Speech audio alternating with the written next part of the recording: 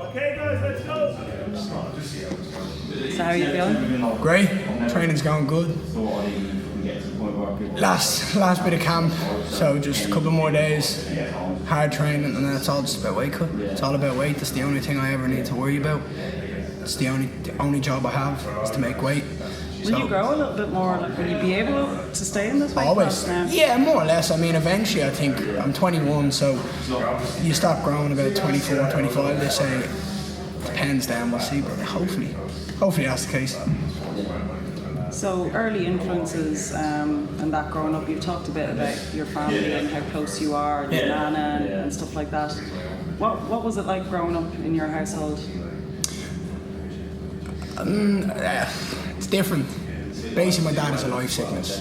So my dad was in hospital a lot while I was a kid, but when he was out, he'd always try to do everything with me. So basically, I was just kind of mostly raised by my mum. She was working, dropping us to school every morning, coming back, trying to organise coming back, dropping me to training. She was always there, but like whenever my dad was out, he didn't see pick up all the hard work and then come back on. And it was different for them. So like, not many people have a grown up like that, but it is what it is. It's made me stronger because I've had to deal with seeing my dad in such bad situations and seeing how hard my mum is. My mum's one of the toughest people I've ever met, so I gotta give her that. She is. She does absolutely everything for us. Likewise with my dad, he's giving me absolutely everything he can when he can. And I don't know, that's kind of why I'm so driven in this, because I know once I put my mind to something I can do it. I've seen my dad do it plenty of times, and I've seen my mum do the best she can with whatever she can, and that's kind of the same aspect and mentality I take into training. That's because of the way I've grown up. Yeah, 'cause you talked before about being yourself, and that's all you can be each day. And it came across to me as being very self-assured, and that's why I wanted to ask you about your family, because there's obviously connections and links and reasons behind it. Yeah. Well, like, I am a very selfish person. You have to be in this game. Like, you physically, like, I can't go into this game worrying about other things outside of my life and what I'm doing. I have to be selfish and put everything towards training. I have to, otherwise little things will start adding up. So I have to think about myself and be selfish. But there's a lot of things, a couple of pillars there that I care about and I think about every day. Fine comes first, I come first. I come before everything. Before family, before friends, before anything. It's always me. And that's the mindset I have to get me to the top. It's pretty self-explanatory when I go out there and do it. So that's the plan. Put it into action and see what happens. A lot of people are so friendly and they think about everything. Don't get me wrong, like, I'll do anything for anyone that I care about, and that like Chris and Tom, for example. Like, I care about Chris and Tom, they look after me well, they do everything for me. If they need me to do something, I will. But like, at the end of the day, if something they ask me to do crosses something I have to do, I'm always going to choose what I have to do, because it's my life, and I don't want to be thinking about if I could do something better, what would I do? I always want to go my decision first, because then if I'm being selfish, at least I can change. But I think just if I concentrate on myself while I'm young, I'm going to grow as a person, and then I've got so many different people around me to help me mature and learn from, that I can't really go wrong. And I just think being selfish is a massive I don't know really what way to put it. It's a massive advantage to have, because I don't have to worry about a kid. I don't have to worry about paying bills. I don't have to worry about anything by myself. Getting to training, getting home to training, and getting food, and getting enough sleep. That's literally all I have to worry about. So it's pretty easy when you think about it like that. Well, I would think about it as more as understanding how to prioritise things, less about selfishness. Like, if it was a family... Exactly, but it's not really being selfish, but selfish is kind of the easy way to explain it. I put myself first in all situations and then think about others. Obviously, there's a lot of cases where you have to think about, like, if family and stuff like that and friends, like, you've got to think about that, but mostly it is about me. Like, I won't go out on nights out because I don't want to to see people. I want to just be in the right mindset, and I just want to think fight. I won't go to like family dinners and family gatherings because I just want to sit there, think fight. I don't want to give myself any distractions. And it's not that I can't. It's like food and drink, and I don't want to get into all that. I just want to sit there at home, play PlayStation, go to bed, go to training, and just do me, and that's it. What was your attitude towards sports and competing growing up? I know you've done football, and I think curling. And I've done a little bit of everything really. Judo, the list goes on. I'm so competitive. I was saying this to Callum Liston earlier on. I am so competitive. It's ridiculous, and I don't mean to be. It's just in me. I have to. If you can say you can do something better than me, I'm like, right, give me a second. Let me give it a couple of tries and see. It's just the way I am. Like, you very well may be able to do something better than me. I'm gonna try my best to see to try to prove you wrong. But no, I am very competitive, and I do a lot of sports, and I've always been athletic and in love with kind of training and doing different types of sports and learning from different backgrounds, doing GAN, hurling, trying football. I couldn't kick a ball for my life. Do you know what I mean? Like, doing loads of different things, boxing, judo, and now MMA, and I've just fallen in love with MMA, and I'm addicted to it, and I can't go away for a couple of days, and I'm like, right, cool, I want to go back and train now. I'm sick of the sun, I'm sick of food. I've had this, well, actually, never sick of food. I take that back. Domino's all day, please, thank you. You should get a sponsorship. Oh, I've talked to them about it, but it's just bad. If I get a sponsorship off Domino's, I'm going to be fat. You'll end up in James's weight class. No, light heavyweight, not middleweight, light heavy. I'll just get them all day long. It's not my fault. I just have an addiction to it. A little fat boy inside me screaming out.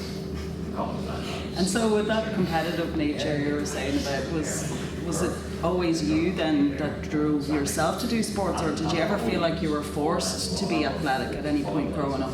No. We actually had. I used to joke about this with a load of lads in the boxing when I was younger. I always used to be like, a load of travellers. They'd be like, your daddy. The only reason you're down here is because your daddy brings you. I'm like, lads, get in the ring. Let's find out if my daddy brings me down. Do you know what I mean? Like, the only reason you're down here is because your daddy brings you. I'm like, it's not, lads. I love boxing. Then when I went back, the gym wasn't the same vibes. All those lads that I'd mess around with, have the bands were gone. But no, I always expect myself. I know how good I can be when I put my mind to something. So I'm always pushing myself. Like today, I done a strength and conditioning. He gave me a number to hit. I hit it the first time. I nearly got it the second time and I was annoyed, and the third time I wasn't anywhere near. I was a bit off, and I was fuming, and you could see it in my face. Like I expect so high. My expectations of myself are so high, and that just like no one can put enough pressure on me to do anything, because the pressure I put on myself is far superior to what everyone else puts on me. Like I just expect the best of myself every time, and I think it is because of my competitive nature. I want to be the best. I always do. If someone is a better wrestler than me, I want to be able to take them down and wrestle them. If someone's a better striker than me, I'm going to try and get better at striking so I can be a better striker than them. And that's just why I love MMA, because it's a constant cycle of you're getting better and I'm getting better, and I need to counteract your skill set with my skill set and be able to constantly keep evolving as everyone else is growing their skill set to keep ahead of the game. And that's why I'm only in this game a short time, and I'm just picking it up. Like it's so easy, but I'm enjoying every second of it, and every day I come down here I'm learning something new, or I'm remembering something, and it's just I'm falling in love every day again. It's easy. And do you think though the gym would play a big part of that, like Team KF as family? I say this every interview I do. I have to talk about them, and not because I'm trying to big them up or anything, because it's the truth. They are just. If this gym wasn't here, I've said this before. I remember I said this before in Cage Warriors, and Chris was like, all right, Ian, thanks. I said, if Chris died tomorrow, I'd probably stop this. And I was like, actually, he was like, all right, you calm down. But like, if this club wasn't here, I probably wouldn't do MMA, because the people I've met in this gym and the friends I've made and the lads in the gym, they're all next. They're all just like, they're all become like my close circle. So like I talk to all these dads more than I would my friends that I've known for 10, 12 years. I'm here every day, I talk to them every day, I punch them in the face, I get away with it, do you know what I mean? They kick me back, they try to wrestle me, we choke each other out all the time. It's just a different type of friendship. You get a bit more kind of respect for someone when you're standing there thumping the mouth off each other all day. You kind of just earn like, yeah. But no, I think the mentality and the atmosphere in the gym is a massive part to play in what I do. And as I've said, if this gym wasn't here, I wouldn't do it. If Chris wasn't here, I wouldn't do this. Was there a particular point that you realised that MMA was your sport, that you were going to be an athlete? Like, I always thought I'd be good at. I always expected myself to be a professional boxer since when I was 10. I definitely had the skill sets to do it when I was younger. I know that. So that wasn't a problem for me. But I fell out of love with boxing. Then when I went back to the club is a massive aspect, and when I went back, the atmosphere was different. I never expected myself to compete at a high level at GA or hurling. I just wasn't really. I wasn't that much involved in it. They like GA and hurling expect a lot from me, and they expect like it's an amateur sport at the end of the day. Like, and they like literally treat it like it's the Premier League. Like, they go balls to the wall with everything, and like fair play to them. Like, they're some of the most dedicated athletes in the country, if not the most. But like, no, I once I found MMA, I knew I was going to do this. I knew this is what I was going to do. And could you have foreseen it all? I know you're one to kind of have a plan, and you have a plan and you think about what you want, and your goal for a long time was to get to Cage Warriors. But did you really foresee going pro as quickly as you did? Yes and no. I thought if I put the hard work in and I did as well as I thought I could do, I thought I'd get there. But I didn't really think it was going to happen that quick. And it kind of, when it did, I'm kind of like, oh, I still, like, every time, like, I was messing with my mate, we went away, and he said it out loud. He's like, oh, you're a professional fighter. I went, oh shit, yeah. I forget it sometimes because I just think of myself as just a normal bloke. But then I'm like, oh yeah, I kind of get, like, I'm kind of like getting paid to do this as my job. Like, I don't train, all I do is put my time in this. I'm like, yeah, oh yeah, alright. I'm not just a normal bloke anymore. I'm just like, I can't, in a sense that I am. I don't mean it like that, like I'm above everyone, I'm not. But like, I never expected it to blow up as much as it has, or receive the hype that I have. I hoped I wouldn't. I've always, like, I know I'm a bit of a character, and I'm like, I can talk, like, as I say, I've got the look, so I've got the full package, but like, I can fight at the end of the day, and once you can fight, it doesn't matter what else you can do. But you're still developing your style. 100%, yeah, changing every day.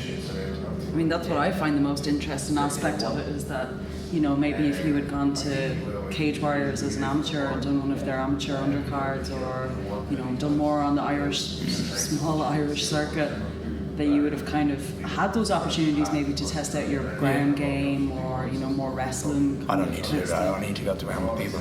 When they get there, they'll find out. So Chris is rubbing off on you then, you're like, I don't. He gives out to me every time I try to go to ground. He advises me to stay standing, which is where I'll win. I should beat everybody.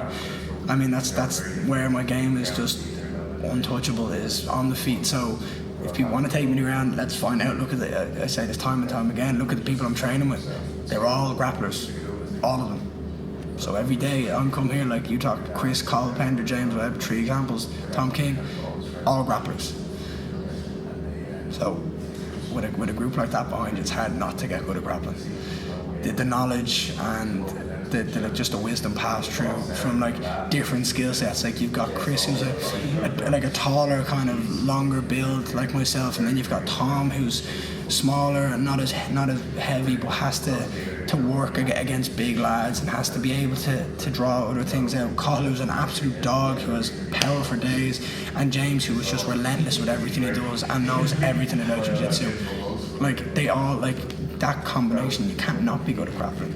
And then I come from a striking background, and then I'm training with like world-class talent, with like the Shelleys, like world champion, like taekwondo, world champions in taekwondo and kickboxing. Yeah, okay, we've got it all. One or maybe two of which might be, well, one definitely is on this card. One is, hopefully a second. If we get second, it'll be a Shelley showdown.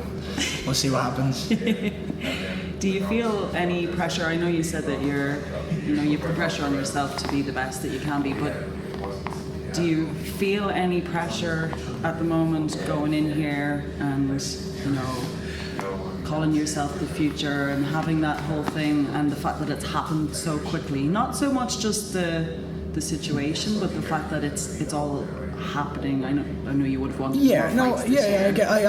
I get what you're trying to say. I don't think there's massive pressure. I think pressure confidence is plays a massive part in this, and I'm confident that my skill set and all the hard work I've done surpasses any level that I'm at the moment. So the hard work and the training I'm putting in is insane, and I don't think at this stage that there will be most people working as hard as me, and that's the case. If that's the case, that's why I'm so confident. I'm not confident because I'm cocky and I just think I'm better than everyone else. That's not why I'm confident. I'm confident because I put in the hours. I'm grinding away every day. I'm training to be better, and I'm studying what I do, and I have a great team around me, so I know I'm doing well. So the reason I don't put a lot of pressure on myself is because of how hard I work, and that confidence just grows fight by fight by fight, and that's not down to me getting a big head by winning a fight and thinking I'm deadly. That's down to I win a fight, I'm back down here that week. I might go away for a couple of days. I've rubbed that idea off James Webb. He goes away after the fight. Like that, he's always said. He said it to me before. He said, win or lose, it's kind of nice to just get out of the country and just be away and maybe go get a bit of sun after fight and treat yourself for even just 2 days. And I'm like, yeah, that's cool. So I started to do that now. But as soon as that's done, I'm back in this gym and I'm working towards the next fight. I mean, I want to be insanely active next year. This year, I understood with the broken hand, and then I had to pull out on the Night of Champions in June 29. I understood why it was so late. And why I didn't get so many opponents or so many fights. Next year I want at least 4 or 5. 4 would be at least. 5 would be ideal. 6 would be amazing. Maybe a quick notice turnaround would get me number 6. But I always want to be active because I'm always grinding away and I'm always putting the hours in, and that's why I'm so confident. So no, I don't really put pressure on myself because I work my ass off, basically.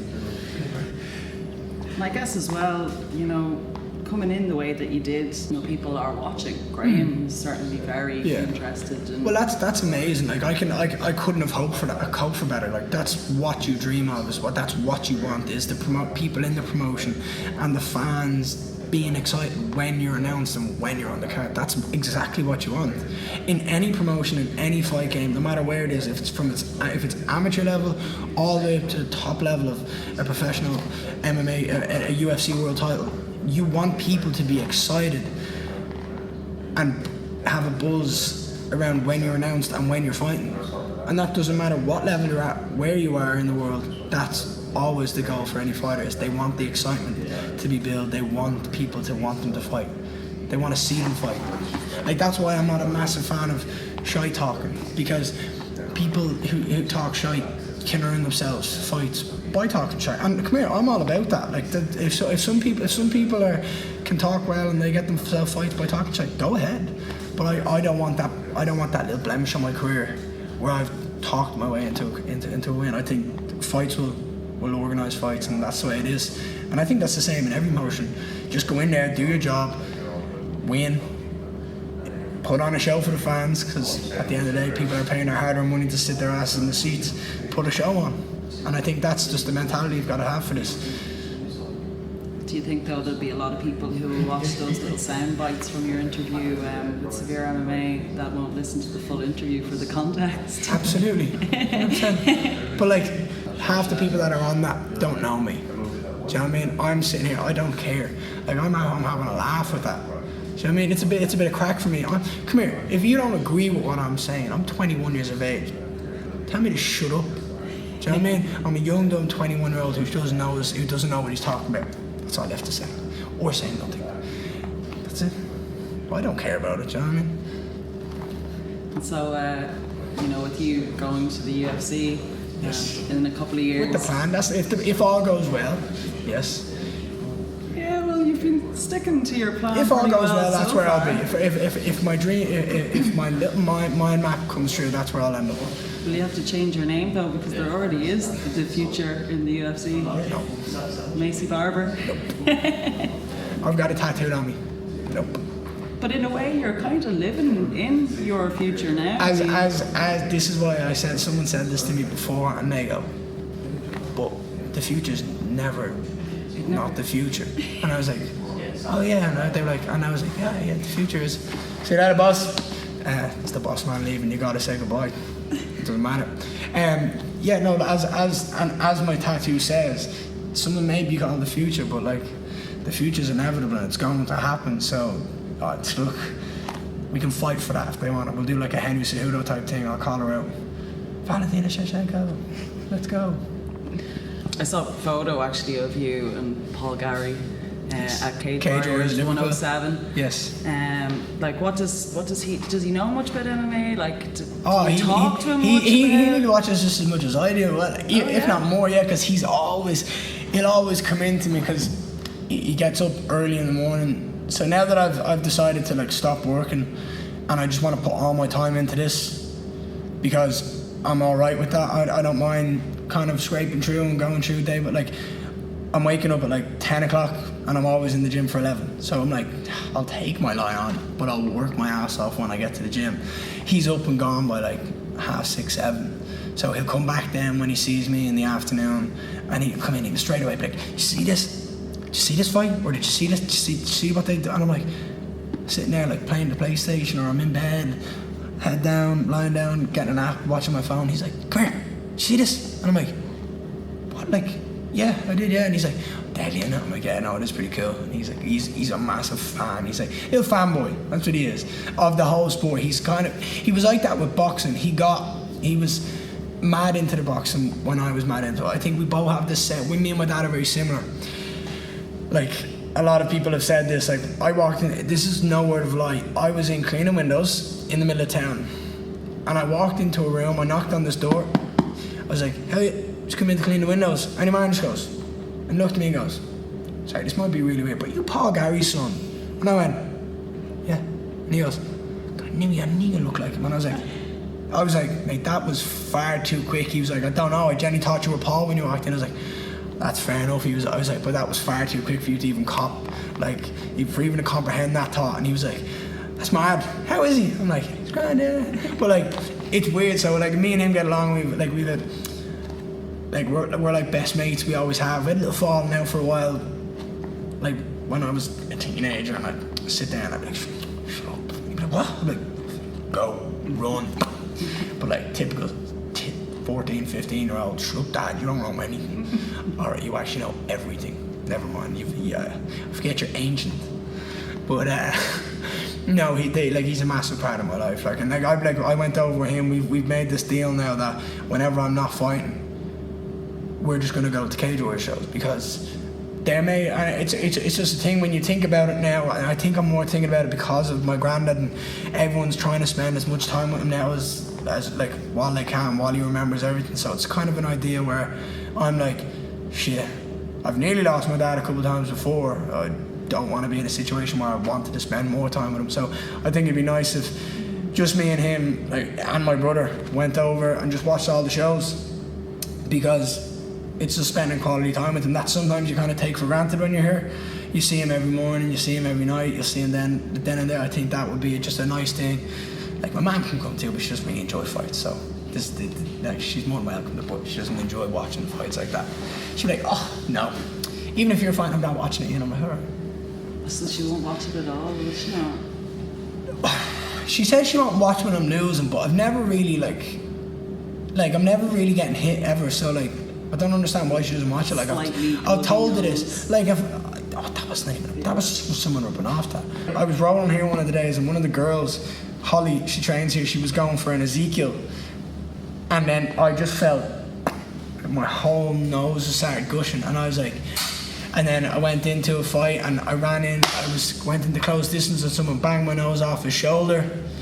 Nose busted again, so it busted about 6 times that week. going into the fight, and I was like, I said it to my teammate Callum, listening before the fight, I was like, my nose is definitely going to bleed in this. If he even gets touched, if I even hit it off the ground. And so as it wasn't even a punch to do it was like a little flick, he could cut it, he was swinging overhands, and as he kind of leaned back to go recoil and come back with a shot, he just caught it, and I was like, oh. It happens. I didn't look as pretty as I did. I wanted to be, but it happens. I can't argue it. At least I wasn't cut open. Could be a hell of a lot worse. Could look like Robbie Lawler and have your lip being slit. What a man. He's the baddest motherfucker in MMA. Well, that leads perfectly on to my very last question. So I know that for you don't really do the research on the opponents. You get Chris to kind of do that mostly for you and then work out a game plan. But if you could pick dream fights, dream fight someone from Cage Warriors, dream fight someone from UFC right now who's currently active, who would you fight? If you had your pick. And not has to be welterweight. Yeah. It makes sense. Yeah. Has to be welterweight. You could go fight them tomorrow. Can I say me? Well, Ash actually had a great one. I'd love to clone. Ash's clone. Ash said that. I'd love to fight me though, because I'd love to see what I do against me. She was like, "Can I get a clone of myself from 6 That'd be a months great ago?" fight. What are you talking about? That'd sell out. Very good. 2 saps. Be a good few hands broken. Yeah. Good few broken hands. No, I perfect fight in. Do you know what? I'm gonna go out and say this, right? Because I think he deserves the respect. James Sheehan. That fella deserves every ounce of respect that another man can give another man. He took everything and the kitchen sink that I had to throw. I broke my hand a minute in off his face. I broke his face. He popped his knee. That was a war. And I'm not saying that's ever going to happen again or I want that again. I'm saying that was a dream fight for me. 2 young prospects going in there, not giving a rat's, just going in there and just swinging. Because everybody wants to watch a stand-up fight. I'm all for wrestling and I love watching Khabib and I love watching Damian Maia and Daniel Cormier and all these grapplers go at each other. But at the end of the day, there's nothing like a barn burner where 2 lads are standing there swinging at each other. So that was kind of a dream fight for me. And it made my debut a little bit more special. So I'm going to give him the respect and say probably James Sheehan. Because that was, to me, like an amazing fight. And I think, shit, I'd watch that again. Do you know what I mean? So if that was to ever happen again, but I just think he did that. The fight has already happened. I think he deserves respect for that. I don't think anyone else will ever be as tough as that as I faced because he was tough. Could you have foreseen that you would enjoy it as much as you did? Standing there punching the head off each other, no, yes. But beforehand, in the No, I didn't fight. know. To be honest, me and Chris both didn't know really what was going to happen in that fight. We took it on 7 days' notice. I couldn't wait. I stood in, I weighed in, and I was just like, I'm just going to go in here and just do me and have fun. And that's why I got to go back and give him the toughest fight in.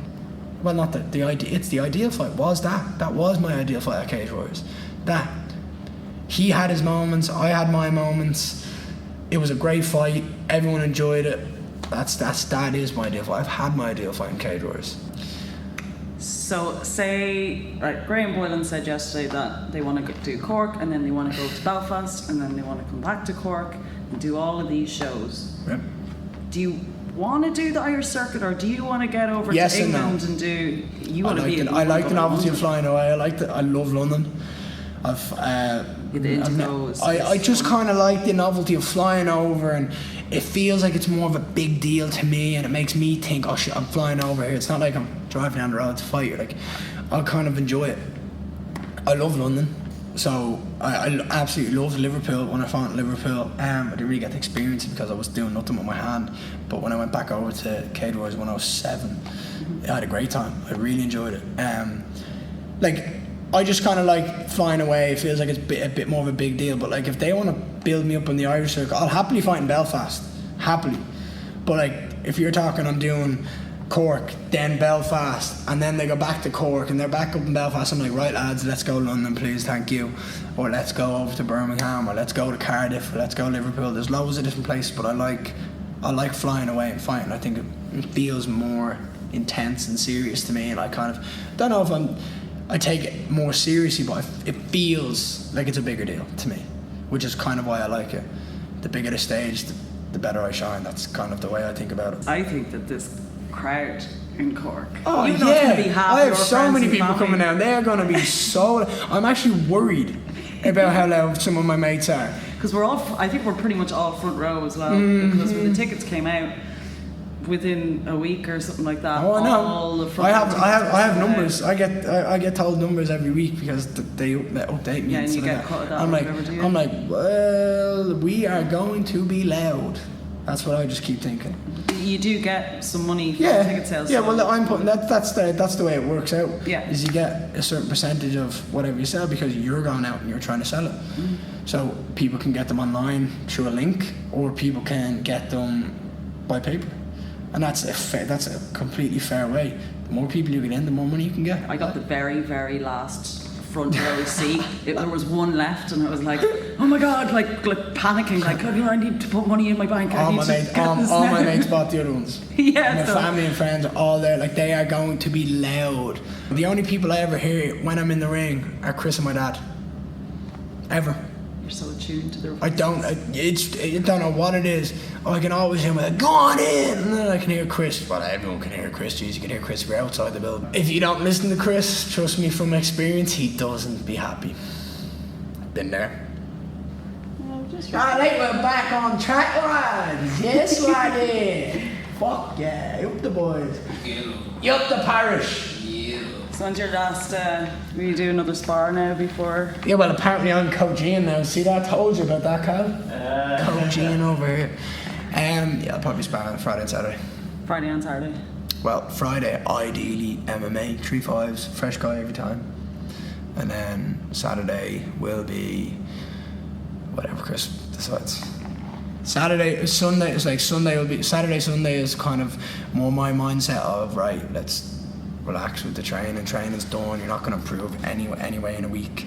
So fitness is not going to magically disappear. So go cut weight, and just that's the only way you have to make. That's how you fight. You have to make weight. You have to show up on weight and be ready to fight. Fitness and weight are the only things we have to worry about. Will you be taking wrestling class tomorrow? Yeah, probably. Yeah. Love Well, I'll be that. here at 5 o'clock, so yeah, I'll be taking it. Right, week before your fight, just like, right, you're going to teach some Ah, sure, beginners how to do some basic stuff. Don't worry, we might get Callum to take it. Callum should have been the wrestling coach, but he decided to pack this in halfway through because he realised he wasn't good enough.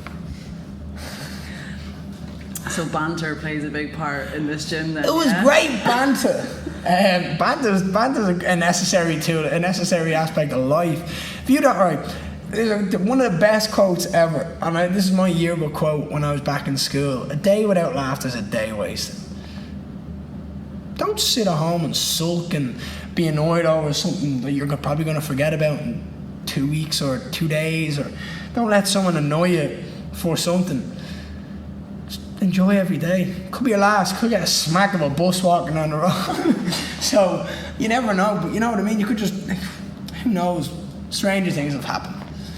So don't be waking up sulking over something that happened yesterday. Live every day as if it's your last. I know this sounding like I'm a fortune teller or some shit like that, but like, you've got to have a bit of banter in your day. I mean, I come down here and rip the lads out because it's a bit of crack, and they do it back, and it's good crack. And look, we're gonna punch you in the face anyway. You might as well make them laugh before you do it and kind of get a bit of respect. But I think it's a bonding thing though as well though. Like Yeah, it there's is. a closeness in this Look, gym. the maturity between men and women is massively different. So, do you know what I mean? So, like, I think most girls just keep it under wraps. and exactly. I hide think the they. fact That's what I mean. They're more mature. They know when to shut up. We don't. We'll just keep blabbing. So, like, I think, like, we just don't care, and it's just fun. But like, yeah, we're also young, so we're also in here having a crack. That, like, Some is. Some of years, yeah, I know. People like Chris is ancient, grey hair. That's it. the silver fox. The future is inevitable, Ian. Future is inevitable. Look, You'll be old look. soon as Hopefully, well. I'll be dead before I go grey. Jesus. Get enough money that I don't have to do it and die. What's worse, going grey or going bald? Oh, definitely going bald. Poor Callum over there. Look at him. You see, he's done the right thing and he's cut it short. It's when people, you know, when people hold on to it and they've like hair, but then there's like a patch. Your hair suits you. Your head suits you. I see being bald. Yeah, it You do suits see you. being bald. Poor Craig over there would look like an absolute junkie. He'd look like someone on Henry Street going, "You don't have to, you're not for the hostel, do you?" Moms look after their kids and see what ball.